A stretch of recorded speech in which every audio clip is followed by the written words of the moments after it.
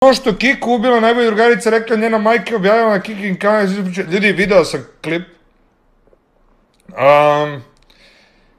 Imam svoje mišljenje o celoj situaciji i drago mi je iskreno da je njena majka objavila ovaj video zato što je tim videom pokazala da ja, kao što vidite, nisam, eto, uzrok.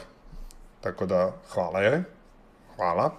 Ali, imam svoje mišljenje za taj video, ne u smislu mišljenja, nego i teoriju, ne samo teoriju, već i neke informacije, i onda sam povezao sve u svojoj glavi šta ja mislim zapravo da je tu bilo.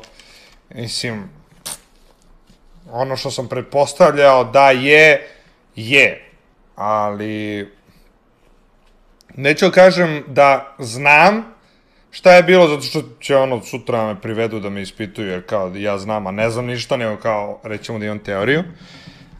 Ali da, rekao sam svoje mišljenje o celoj situaciji kad je bilo i ne želim više ošte to da komentarišem, jer, znaš, šta je sad treba to da gledam i kao ono, ljudi da budu u fazonu vidi nabija pregleda, brate, nije ošte tema koja treba da se pominje, jer jebi ga, nije prijatna tema.